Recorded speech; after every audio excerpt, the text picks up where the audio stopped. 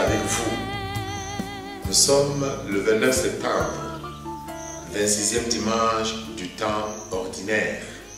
Et la liturgie nous présente cette belle histoire épique du riche qui pouvait manger à satiété et prendre les miettes de pain, les jeter aux petits chiens, alors qu'un pauvre est assis devant sa porte, il s'en moque. Arrive le jour fatidique de la mort et tous deux se retrouvent en face de leur destin. Oui, ce jour est fatidique et arrivera pour chacun de nous en face de notre destin.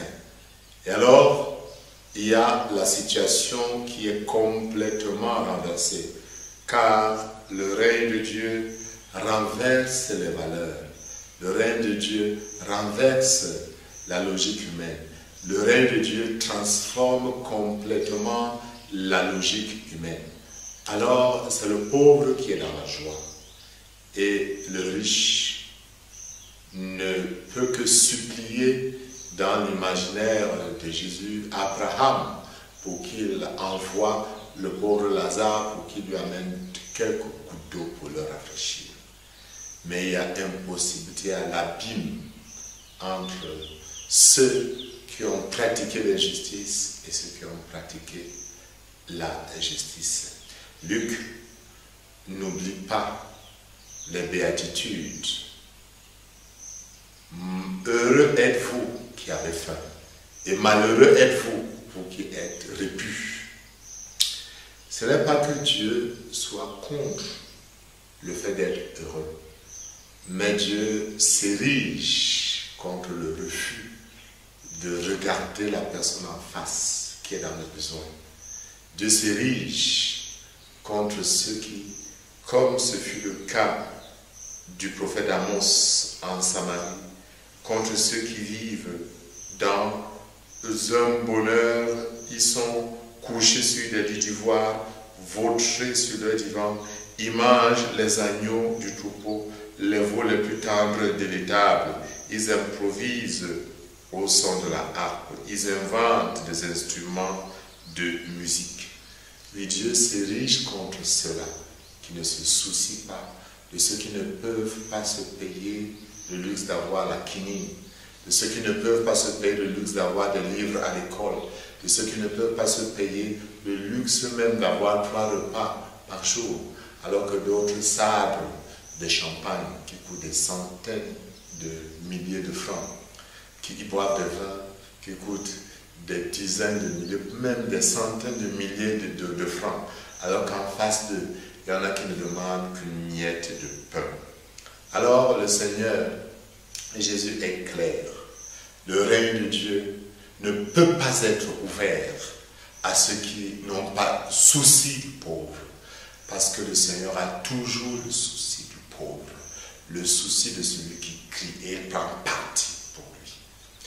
Même quand le riche semble demander à Abraham d'envoyer Lazare pour annoncer la bonne nouvelle à ses frères, l'enseignement de Jésus est clair.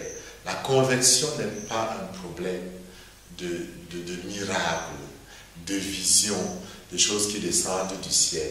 Non. La sentence de Jésus est claire. Ils ont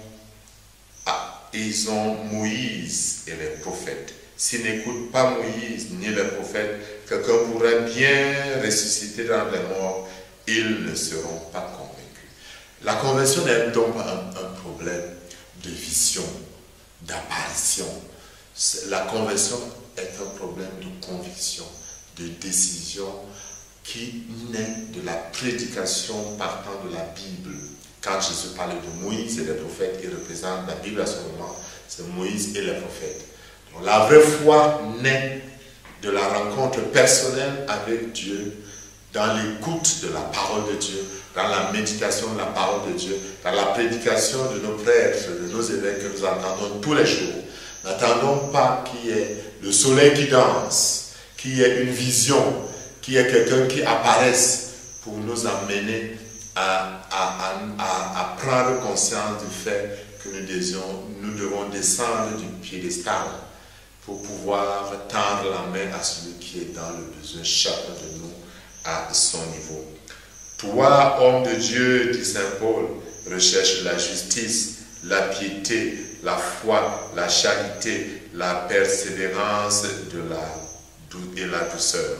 Voilà ce qui est objet de notre recherche, qui doit être objet de la recherche du chrétien.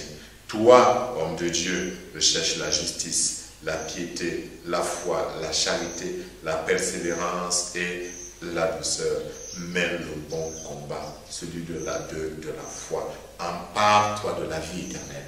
Cherchons à nous emparer de la vie éternelle et non de la mort, et nous serons comblés déjà sur cette terre et à la fin de la vie éternelle.